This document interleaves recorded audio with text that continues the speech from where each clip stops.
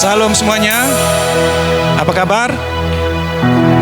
Puji Tuhan, luar biasa. Katakan bersama-sama, saya anak yang dikasihi Tuhan. Saya dibenarkan karena iman dalam Kristus. Amin. Baik, hari ini masih dalam suasana kenaikan ya. Kamis kemarin kita merayakan kenaikan Tuhan Yesus. Dan kita tahu semua, sebelum Tuhan Yesus naik ke surga, Dia harus menyelesaikan apa yang menjadi kehendak Bapanya. Dia menjalankan kehidupan, setelah itu Dia mati di kayu salib, kemudian Dia bangkit, lalu 40 hari kemudian Dia naik ke surga, duduk di sebelah kanan Bapanya. Ya, Dia duduk karena Dia sudah menyelesaikan semua apa yang menjadi kehendak Bapanya. Nah, sekarang pertanyaannya, untuk apa Tuhan Yesus naik ke surga? Pasti jawabannya ya karena Dia berasal dari surga, ya kan? Dia berasal dari surga. Dan firman Tuhan berkata demikian, Dia berasal dari surga, Dia bukan dari bumi. Ya. Kemudian Dia juga apa? Tujuan Dia naik ke surga menyediakan tempat bagi kita yang percaya. Nah, tapi ada tujuan yang luar biasa yang kita temukan di dalam firman Tuhan. Ya, kita akan baca di dalam kitab Ibrani pasal 9 ayat 24. Ibrani pasal 9 ayat 24. Sebab Kristus bukan masuk ke dalam tempat kudus buatan tangan manusia yang hanya merupakan gambaran saja dari yang sebenarnya, tetapi ke dalam sorga sendiri untuk menghadap hadirat Allah guna kepentingan kita. Amin. Dia datang ke Bapa, kembali ke hadirat Allah untuk apa? Kepentingan kita. Ini tujuan yang luar biasa. Maka hari ini saya akan beri tema Yesus naik ke surga untuk coba sama-sama, Yesus naik ke surga untuk kepentingan kita. Bisa bayangkan untuk kepentingan saudara. Berarti saudara itu penting apa enggak? Penting apa enggak? Saudara itu penting. Ini jelas ayatnya. Untuk kepentingan kita, berarti saudara dan saya adalah orang penting. Orang yang luar biasa. Saudara orang yang bermutu, berkualitas, penuh kemuliaan Allah, orang yang hebat. Tetapi semua itu telah dirusakkan oleh dosa yang dilakukan oleh Adam. Itulah sebabnya Tuhan Yesus membeli kembali kita. Alkitab berkata bahwa kita diciptakan oleh Allah menurut gambar dan rupa Allah. Ketika manusia jatuh ke dalam dosa, maka segala atribut tadi itu sudah hilang, rusak. Makanya jangan heran untuk membeli kita, Tuhan tidak membeli dengan murah. Jadi kita ini mahal. Kalau sesuatu yang mahal berarti alat pembayaran juga harus mahal. Makanya kita dibeli dengan mahal. Alat apa yang membeli kita? Darah Yesus, darah yang mahal. Karena kita bernilai, karena kita berkualitas. Karena kita orang yang hebat, luar biasa. Makanya kita itu penting. Tadi dikatakan untuk kepentingan kita. Amin. Nah, sekarang pertanyaannya, apa sih sebenarnya kepentingan apa sebenarnya itu? Ya. Nah, saya temukan ada dua jawaban di sini. Yang pertama, memberikan jaminan keselamatan kekal bagi setiap orang yang percaya. Kita buka dalam Ibrani pasal yang ke-7 ayat 25. Ibrani pasal 7 ayat 25. Karena itu ia sanggup juga menyelamatkan dengan sempurna semua orang yang oleh Dia datang kepada Allah. Sebab ia hidup senantiasa untuk menjadi pengantara mereka. Perhatikan, karena ia sanggup. Terjemahan lain di EMB berkata, karena kuasanya Yesus menyelamatkan kita. Dengan apa? Dengan apa? Sempurna. Dia sanggup menyelamatkan dengan sempurna semua orang yang datang melalui dia. Terjemahan lain dikatakan melalui dia datang kepada Allah.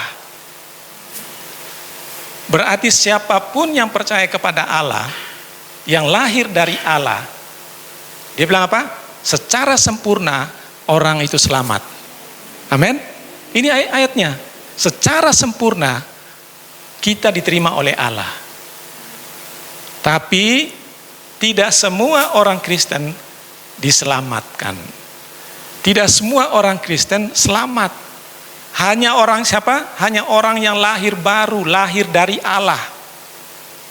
Ingat, kekristenan tidak bisa menyelamatkan. Amin.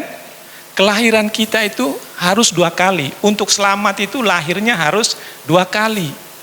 Kelahiran pertama kita dari orang tua, betul?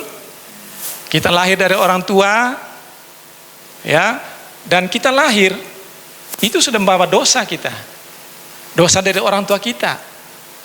Dari di atasnya kita lagi, di atasnya langsung yang nomor 1 siapa? Adam. Jadi semua orang yang kelahiran pertama itu mewarisi dosa Adam. Makanya yang lahir pertama itu tidak bisa dia datang kepada Tuhan. Tidak bisa. Perbuatan baik apapun tidak bisa menyelamatkan dia. Makanya perlu, sekalipun secara agama kita Kristen, makanya perlu ada kelahiran baru. Lahir dari mana? Dari Allah. Amin. Kita perlu lahir dari Allah. Dari Allah, bukan dari manusia. Kalau tadi kelahiran pertama dari orang tua kita, kalau sudah lahir, bisa batal lahirnya? Pernah nggak ada sejarah di dunia ini ada ibu bisa anak masuk lagi ke rahim ibu? Pernah? Nggak ada kan? Nggak ada namanya batal lahir. Ketawa si Prabunya. Ya, nggak ada namanya batal lahir. Sama dengan kita kelahiran yang kedua juga tidak mungkin batal lahir. Nggak mungkin adanya batal, nggak mungkin. Karena yang yang melahirkan itu adalah Allah sendiri, dari Allah. Sama seperti Yesus dari Allah, kita juga dari Allah, maka kita kembali ke Allah nantinya. Makanya semua orang yang lahir baru pasti selamat. Pasti selamat. Sekali lagi, tidak semua orang Kristen selamat, tapi hanya mereka yang lahir baru. Kalau kita tidak lahir baru, mau apapun tidak bisa. Ya, karena dosa itu sudah diwariskan. Nah, coba kita buka sebentar ayatnya di dalam Roma pasal 5 ayat 12 kemudian ayat yang ke-19. Roma pasal 5 ayat 12. Sebab itu sama seperti dosa telah masuk ke dalam dunia oleh satu orang, dan oleh dosa itu juga maut, demikianlah maut itu telah menjalar kepada semua orang, karena semua orang telah berbuat dosa. Ayat 19. Jadi sama seperti oleh ketidaktaatan satu orang, semua orang telah menjadi orang berdosa, demikian pula oleh ketaatan satu orang, semua orang menjadi orang benar. Amin. Karena dosa satu orang, dosa itu menjalar. Makanya saya bilang tadi, menjalar sampai siapapun yang pernah lahir dari seorang ibu, itu terus menerus menjalar. Tapi puji Tuhan, karena ketaatan satu orang, semua orang menjadi orang benar. Bukan semua orang, maksudnya itu sekalipun dia belum percaya Yesus, semua jadinya orang benar, bukan. Tapi orang benar adalah orang-orang yang percaya maka dibenarkan. Ya, percaya maka dibenarkan. Jadi semua orang yang datang kepada Yesus secara sempurna. Nah, kalau kita berkata, apakah saya ini sudah selamat apa enggak ya? Kan masih banyak itu orang Kristen yang masih meragukan keselamatannya. Makanya banyak orang karena meragukan keselamatan, akhirnya apa? Berusaha untuk mengerjakan keselamatan supaya selamat. Tapi kan ada Pak ayatnya, kerjakanlah keselamatanmu. Nah, coba kita buka ayat ini sebentar. Filipi pasal yang kedua, ayat 12 sampai dengan 13. Filipi 2 ayat 12. Hai saudara-saudaraku yang kekasih, kamu senantiasa taat. Karena itu tetaplah kerjakan keselamatanmu dengan takut dan gentar. Bukan saja seperti waktu aku masih hadir, tetapi terlebih pula sekarang waktu aku tidak hadir. Karena Allah lah yang mengerjakan di dalam kamu, baik kemauan maupun pekerjaan menurut kerelaannya. Amin. Perhatikan kalimat karena itu ada hubungan kalimat-kalimat sebelumnya, pasal-pasal sebelumnya, ya. Karena itu tetaplah, perhatikan kata tetap, tetaplah kerjakanlah keselamatanmu. Nah, banyak orang di sini, ini kan dia bilang kerjakanlah keselamatanmu, tapi kata tetapnya kadang-kadang dihilangkan. Pengaruh nggak? Pengaruh nggak kalau hilang kata tetapnya? Pengaruh nggak? Pengaruh ya, pengaruh. Tapi kalau tetaplah kerjakan keselamatanmu, sekarang harus tanya, sudah selamat apa belum? Sudah. Kalau saya bilang, misalnya Pak Didi mau pindah ke situ, ke duduk di situ. Saya bilang begini, Pak Didi tetap aja di situ. Berarti dari tadi Pak Didi sudah duduk. Dari tadi Pak Didi sudah duduk, tetaplah duduk di situ sama. Tetaplah kerjakan keselamatanmu karena sebelumnya kita sudah selamat. Karena kita sudah selamat, Yesus ada dalam kita, maka kita perlu mengerjakannya, keluarkan. Ya. Keluarkan, walk out your salvation. Mengerjakan apa yang, karena saudara sudah diselamatkan, Yesus ada dalam saudara. Buktikan, tunjukkan kepada dunia ini bahwa saudara sudah selamat. Bukan walk out for, bukan walk for, bukan bekerja untuk selamat, bukan. Nah, tapi banyak orang Kristen, ayo kerjakan keselamatan supaya apa? Supaya selamat. Kalau enggak bisa kehilangan keselamatan. Berarti keselamatan kita tidak nyaman. Ketakutan enggak itu? Takut kan? Waduh, berarti saya kalau enggak sungguh-sungguh bisa masuk neraka saya. Makanya banyak orang Kristen mengalami tekanan, mengalami ketakutan. Sudah serius, betul. Banyak orang serius, dia sungguh-sungguh, tapi ketika pada momen-momen tertentu dia jatuh, dia melakukan kesalahan. Lalu ingat apa yang disampaikan pengkhotbah lain atau apa, ya, yang mengatakan kerjakanlah keselamatanmu. Kalau enggak, kamu akan bisa hilang keselamatanmu dan kamu akan masuk neraka. Akhirnya apa? Lama-lama orang tidak mau ke gereja. Karena percuma kan? Untuk apa? Nah, kadang-kadang mereka anggap orang yang ke gereja itu orang yang sudah sempurna, sudah kudus, tidak melakukan kesalahan apa-apa. Iblis kan begitu dia. Dia selalu berbicara, dia selalu menuduh orang-orang percaya lainnya. Kamu nggak gereja, kamu nggak layak. Bagaimana mungkin kamu nggak selamat? Padahal secara sempurna siapapun yang percaya kepada Yesus yang lahir baru, Tuhan menerima dia, diselamatkan. Jadi jangan meragukan keselamatan saudara. Amin. Sekali selamat tetap selamat. Siapa mereka? Orang yang percaya lahir baru. Ingat, lahir baru. Kalau belum lahir baru, belum. Karena itu ambil keputusan untuk lahir baru. Amin. Jadi keselamatan kita itu pasti. Nah, saya mau tunjukkan lagi ayatnya di dalam Roma pasal yang ke-5 ayat 9 dan ayat 10. Roma pasal 5 ayat 9. Lebih-lebih karena kita sekarang telah dibenarkan oleh darahnya, kita pasti akan diselamatkan dari murka Allah. Amin. Sebab jikalau kita ketika masih seteru diperdamaikan dengan Allah oleh kematian anaknya, lebih-lebih kita yang sekarang telah diperdamaikan pasti akan diselamatkan oleh hidupnya. Amin. Lebih-lebih karena kita sekarang telah dibenarkan oleh darahnya, kita apa? Ada kata pasti enggak? Pasti. Pasti selamat. Diselamatkan dari murka Allah. Jadi jangan takut lagi.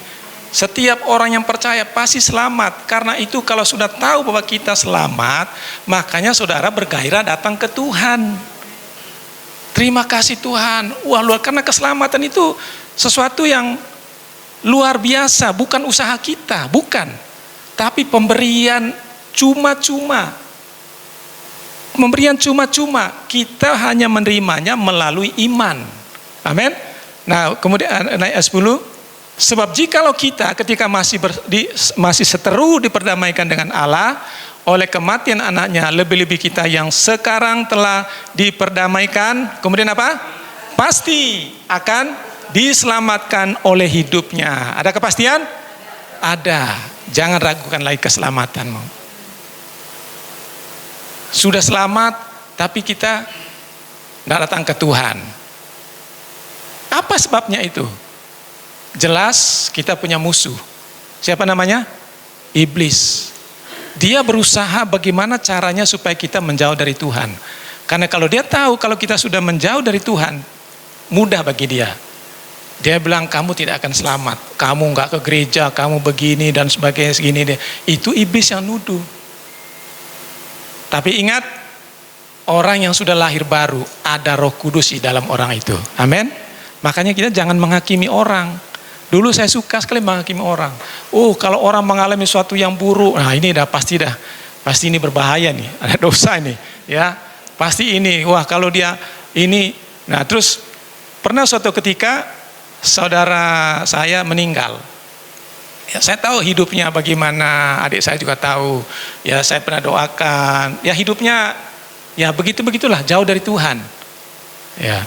Lalu karena saya belum memahami betul kasih karunia Allah, lalu saya bicara dengan adik saya yang lain. Saya bilang, kayaknya tidak selamat dia. Masuk neraka. Masuk neraka. Karena apa? Karena saya melihat perbuatannya. Kita kan melihat perbuatan orang, ya kan?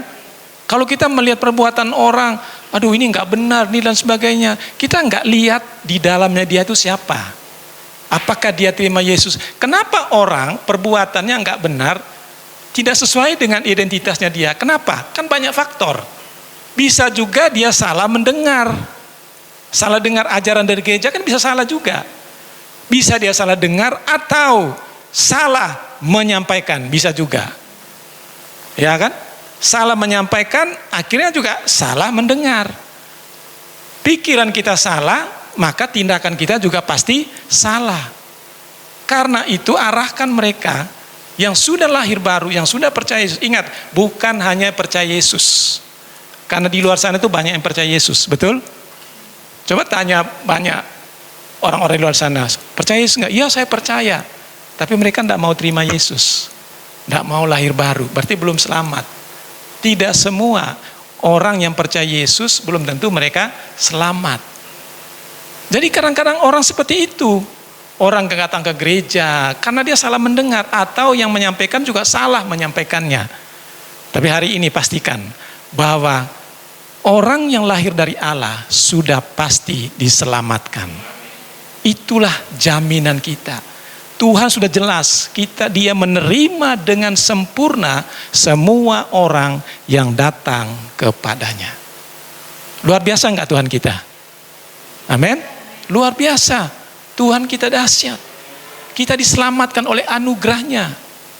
Bukan karena perbuatan baik kita, tapi karena anugerah.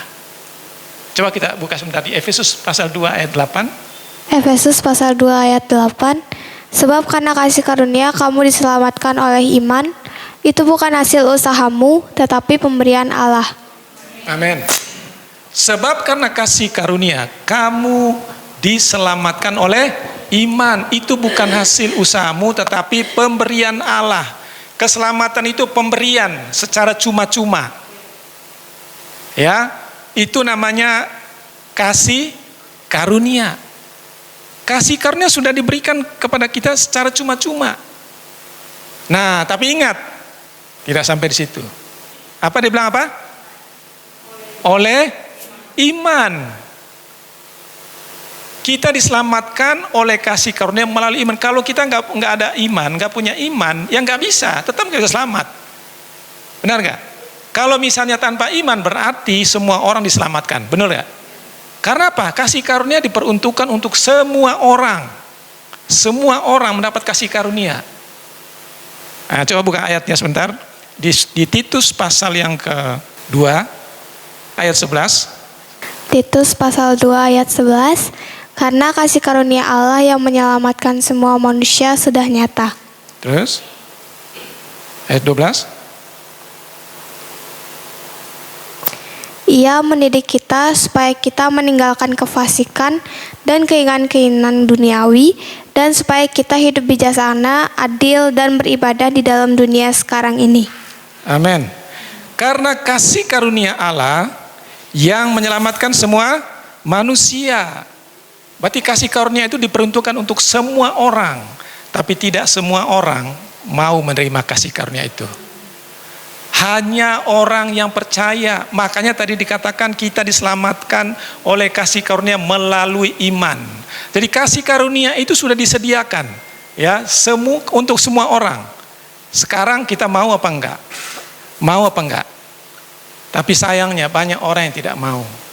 Padahal itu diberikan secara cuma-cuma, gratis. Tidak bayar, hanya percaya. Tapi hari ini kita bersyukur, kita semua diselamatkan karena anugerah Tuhan melalui iman. Amin. Haleluya. Nah, itu yang pertama. Yang kedua, kepentingan yang kedua tadi adalah yang pertama tadi memberikan jaminan keselamatan keselamatan kekal bagi setiap orang yang percaya. Yang kedua, memberikan jaminan pemeliharaan hidup melalui Roh Kudus yang diutus oleh Tuhan.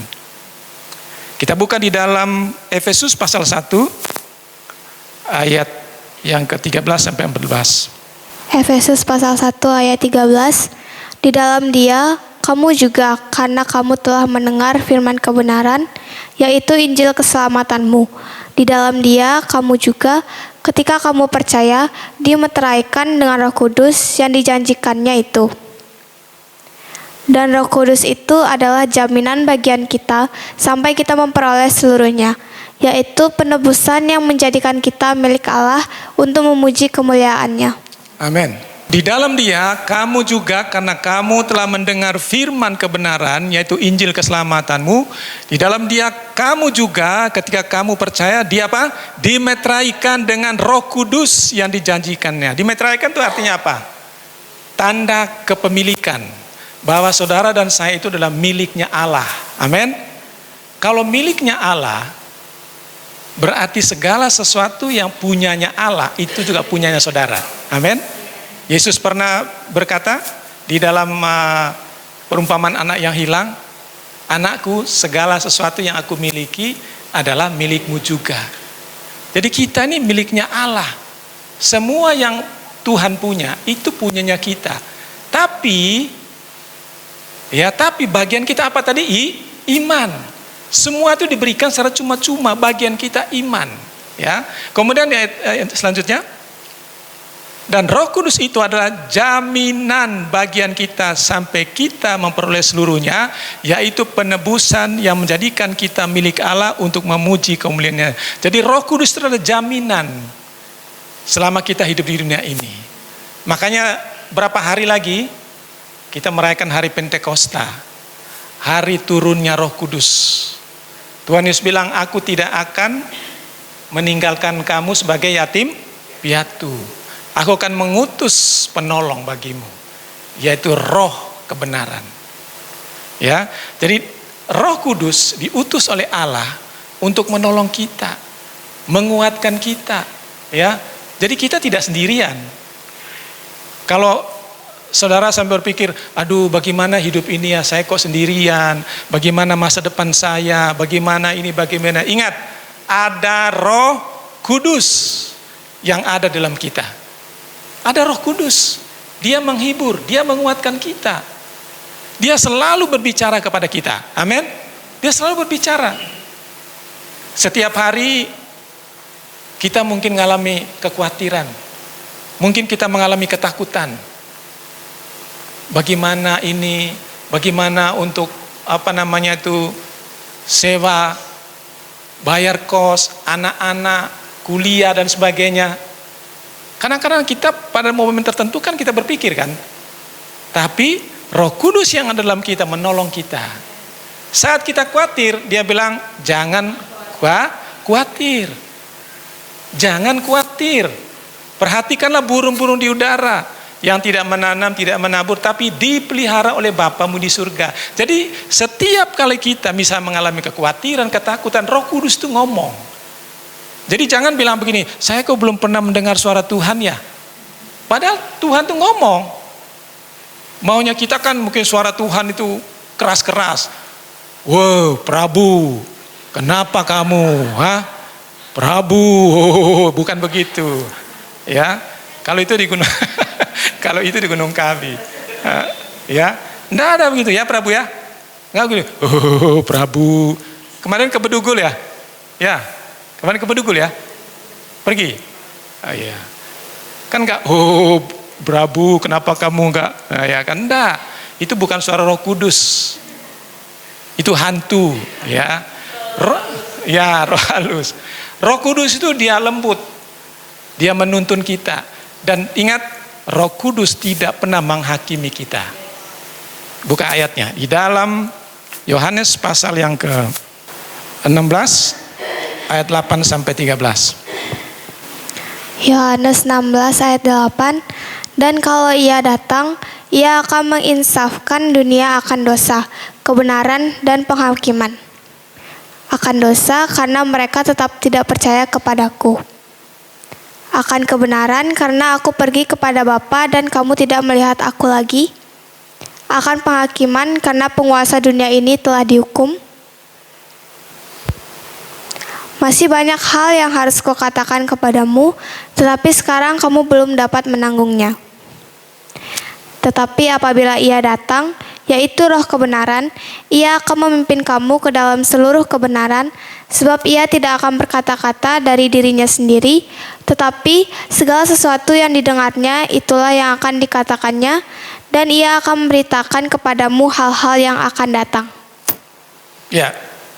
Dan kalau ia datang, ia akan mengisapkan dunia akan dosa. Ingat, mengisapkan dunia, menyadarkan dunia akan dosa, bukan menyadarkan saudara akan dosa saudara. Tapi banyak orang Kristen mengajarkan Roh Kudus itu mengisapkan. Kamu kan berdosa. Kamu berdosa. Aduh. Lalu kita, aduh Tuhan, ampuni saya itu. Kan larinya kan ke situ kan? Kalau kita dituduh, kamu berbuat dosa, mencuri, langsung, oh Tuhan, ampuni aku. Itu sudah nyambungnya ke sana. Ingat, Roh Kudus mengisapkan dunia, menyadarkan orang-orang yang belum percaya akan dosa, kebenaran dan penghakiman. Ayat 9. Akan dosa. Karena apa? Karena mereka tetap tidak percaya. Jelas? Jadi Roh Kudus menyadarkan mereka akan dosa mereka karena mereka tidak percaya. Makanya kita beritakan kabar baik kepada mereka. Beritakan Injil kasih karunia, Injil kerajaan Allah kepada mereka, menyadarkan mereka. Ingat loh, kalau kamu tidak percaya, hukuman sedang menanti. Ya, kebinasan sedang menanti. Tapi kalau mereka percaya kepada Tuhan, mereka akan diselamatkan. Amin. Nah, kemudian ayat yang ke-13, langsung ayat ke-13. Tetapi apabila ia datang, yaitu Roh kebenaran, ia akan memimpin siapa? Kamu. Siapa kamu itu? Bilang saya. Kamu itu adalah saya, kita, orang percaya. Ia akan memimpin kamu ke dalam apa? Seluruh kebenaran. Dia akan menuntun kita kepada seluruh kebenaran. Kalau Tuhan bilang, ya, dia yang tidak mengenal dosa telah dibuatnya menjadi dosa karena kita, supaya dalam dia Allah membenarkan kita. Jadi Roh Kudus, iblis akan bilang begini, kamu orang berdosa. Roh Kudus bilang, ingatin firman Tuhan ini. Kamu orang benar di dalam Kristus. Kamu adalah kebenaran Allah. Katakan, saya adalah kebenaran Allah dalam Kristus. Itu yang Roh Kudus ingatkan. Jadi kalau kita berbuat dosa, biasanya Roh Kudus itu sebelum kita melakukan hal yang gak benar, dia sudah ingatkan kita. Betul? Dia ingatkan kita. Karena fungsinya Roh Kudus itu mengingatkan kita, mengajar, memberitahu kita. Misalnya kita ingin melakukan sesuatu yang benar, dia ingatkan. Kenapa? Karena dia tidak mau kita yang akan mengalami kesulitan. Ya kan? Misalnya misalnya kita sakit hati dengan orang. Pokoknya dendam dan sebagainya. Roh Kudus bilang apa? Ampuni, ya kan? Ampunilah sebab aku telah mengampuni kamu. Sudah diampuni enggak? Sudah. Tuhan sudah mengampuni kita. Makanya kita harus mengampuni orang lain. Tapi kadang-kadang kita kan, tapi nggak bisa. Kalau ini rasa-rasanya kok nggak mungkin, ya. Apalagi lihat wajahnya saja, di gereja, kalau di sini nggak ada, ya. Kalau di mungkin gereja besar atau apa, kalau saling cecok atau apa, ketemu langsung membuka, gitu. Iya kan? Jadi Roh Kudus ingin kita itu berdamai. Betapa sulitnya, banyak orang yang sulit mengampuni. Kalau kita tidak mau mengampuni, kalau kita tidak mau mengampuni, masuk neraka. Nah, ya, kalau kita tidak mau mengampuni orang lain, tidak masuk neraka. Makanya kita jangan percaya kalau orang bilang, kalau kamu tidak mengampuni, mati masuk neraka. Bukan masuk neraka, bukan mati masuk neraka, bukan. Kalau kita tidak mengampuni orang yang bersalah kepada kita, kita yang mengalami kerugian. Kita yang mengalami konsekuensi akibatnya. Misalnya, kita disuruh ampuni, tapi nggak bisa. Ya. Kalau nggak bisa nggak? Bisa sebenarnya. Caranya gimana? Bilang aja, Tuhan, saya tidak bisa, tapi Engkau bisa. Ya kan? Tuhan, saya nggak mampu, Engkau mampu Tuhan. Itu namanya bahwa kita ini lemah, nggak bisa. Kita butuh Tuhan, butuh kasih-Nya. Tuhan, saya nggak mampu Tuhan, tapi Engkau bisa. Saat kita bilang, Tuhan Engkau bisa, saya nggak bisa, Engkau bisa. Saat itu ada kekuatan untuk mengampuni orang. Amin. Banyak sakit penyakit, sakit apa saja itu salah satu faktornya itu tidak mau mengampuni. Betul? Betul apa betul? Tidak mengampuni, penting sekali saudara. Kalau kita tidak mengampuni orang yang bersalah kepada kita, itu merembet kemana-mana. Bisa sakit penyakit, bisa kita tidak konsentrasi dalam bekerja, kita tidak ada hikmat Tuhan, kita tidak dituntun, gak jelas hidup kita. Iya, karena apa? Karena ada suatu, tahu nggak saudara, kepahitan itu akan mempengaruhi pikiran kita, pola pikir kita. Itu mempengaruhi sel-sel kita, organ-organ tubuh kita. Itu sedikit demi sedikit, itu akan istilah kedokterannya itu apa ya? Artinya begini, ternyata kan ada miliaran mungkin ya sel-sel kita itu ya, saraf-saraf itu kan, itu setiap kali kita, pikiran kita yang nggak benar, itu sedikit satu-satu putus. Karena itu mulai hari ini jangan ada kepahitan. Amin. Ampuni sebab Tuhan sudah mengampuni saudara. Jadi Roh Kudus itu dia ngomong, dia bicara selalu kepada kita. Kalau kita salah melangkah, dia akan tuntun kita. Makanya Alkitab bilang Tuhan menetapkan langkah-langkah orang yang hidupnya berkenan kepadanya. Jangan bilang, kalau begitu berkenan dulu baru dituntun Tuhan. Bukan, kita berkenan karena Kristus. Kita berkenan karena Tuhan, bukan kita, karena Tuhan. Dia menuntun kita di jalan yang benar. Tuhan mau kita jalan kanan, kita mau jalan ke kiri. Ya nggak cocok.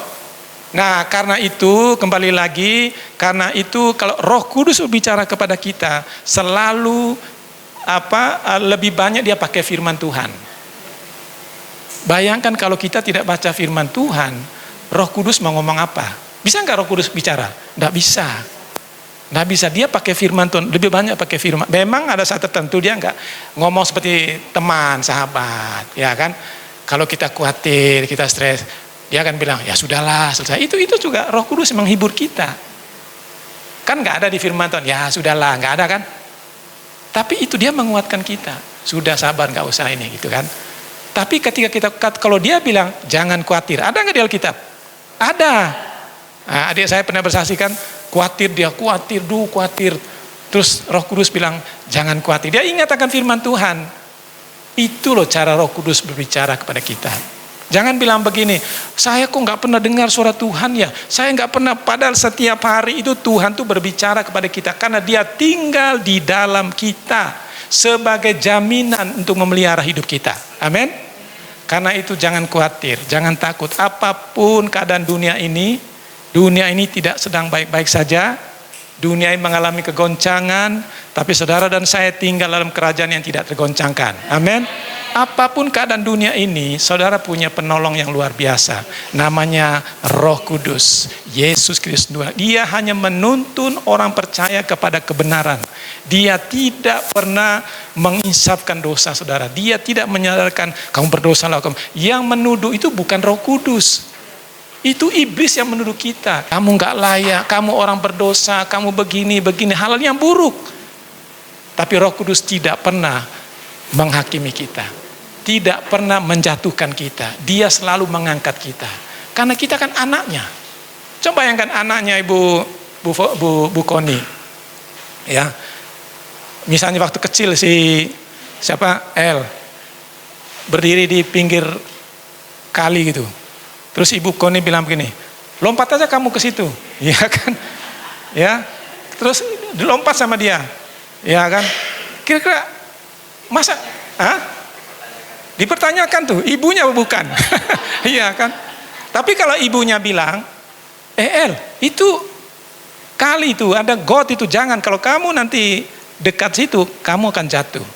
Tapi kadang-kadang, El bisa nggak dia bandel deh, bisa nggak?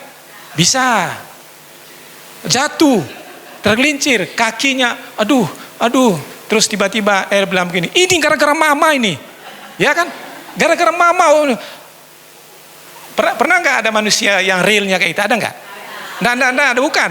Secara manusia ada nggak orang seperti itu? Nggak ada kan? Nggak ada. Masa ada? Oh, ini karena mamanya berdiri di sana, anaknya di sini jatuh. Oh, ini gara-gara mama ini saya jatuh nih. Ada nggak? Nggak ada. Tapi orang Kristen ada seperti gitu dengan Tuhannya. Iya kan? Dia jatuh, dia mengalami kesulitan, mengalami bangkrut, mengalami sakit penyakit. Oh, karena hukuman Tuhan. Ya kan? Banyak nggak? Banyak. Coba bayangkan. Kalau Tuhan itu sebagai manusia, bisa kepala kita bendol semua, dipukul terus setiap hari. Iya, karena Tuhan nggak salah, kita salahin dia. Itu tadi kan ilustrasinya tadi. Nggak ada, tapi ada orang Kristen yang menyalahkan Tuhan. Oh, ini dari Tuhan, oh ini pencobaan. Padahal salahnya sendiri. Tuhan tidak pernah mau anak-anaknya mengalami kesulitan yang dibuatnya sendiri. Tapi kita, kadang-kadang iblis juga bisa menjatuhkan kita. Tapi jangan takut, sekalipun kita dicobai, Tuhan tetap memberikan kekuatan pada kita. Ya, jadi itulah jaminan kita selama kita di dunia ini. Jangan takut, ada Roh Kudus yang menolong kita, yang menyertai kita, yang menghibur kita. Amin. Hari ini saudara dibebaskan. Karena apa? Ternyata Tuhan duduk di sebelah kanan Allah Bapa. Dia ada di sana untuk kepentingan saudara dan saya. Amin. Kalau saudara sakit, kita sudah diberi otoritas. Roh Kudus ada dalam kita. Kita punya otoritas. Kalau sakit, katakan oleh bilur-bilurnya, saya telah sembuh. Amin. Karena oleh bilur-bilurnya, saya telah sembuh. Katakan bersama-sama, oleh bilur-bilurnya, saya telah sembuh. Sekali lagi, oleh bilur-bilurnya, saya telah sembuh. Kalau saudara kekurangan, ayatnya apa? Allahku akan memenuhi segala keperluanmu menurut kekayaan dan kemuliaan dalam Kristus Yesus. Amin. Tuhan adalah gembalaku, takkan kekurangan aku. Jadi hari ini kita punya Tuhan yang luar biasa. Dia ada di sana ternyata untuk kepentingan kita. Haleluya, berikan tepuk tangan untuk Tuhan. Haleluya.